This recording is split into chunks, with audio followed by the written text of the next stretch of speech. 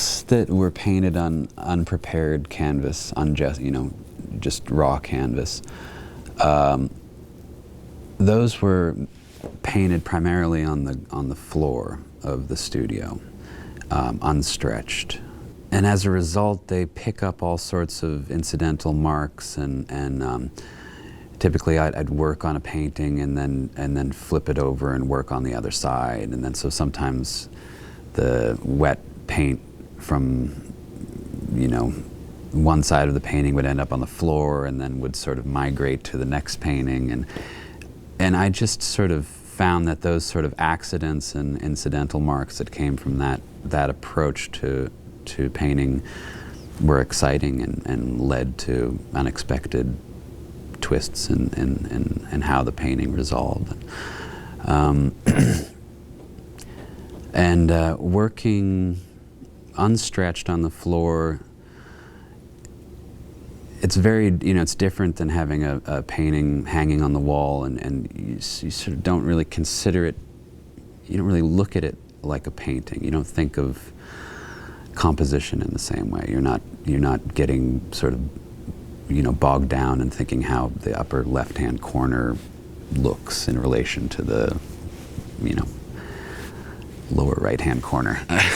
And so it's sort of a surprise when you hang it on the wall, it's which is kind of exciting sometimes. And, it's basically just collage, a way of creating unexpected results. And it was sort of one of these things that was arrived at almost accidentally. There were pieces of canvas around on the floor and on the wall, and just started arranging them and thinking like, oh, maybe this would work as a part of a larger piece better than it does on its own. Those paintings happen very gradually, really, and there's long periods of time, but like I'll work, there'll be sort of a flurry of activity, and then they just sort of kind of sit around for a month or two. That's funny, I had somebody over to the studio recently, a painter, and we were kind of talking shop, and he was saying that he needed to finish a painting within a week, and that if he didn't, he would lose contact with the thing. And I thought, well, it's quite, the opposite with me. I feel like I need to lose contact with the painting to then sort of feel free to deface it in a way, like I need to get some sort of remove from the thing. Well, there's this idea, like particularly with the kind of painting that I'm trafficking in, that there's you're sort of expressing the ego in some way, and it's really the opposite. Like you have to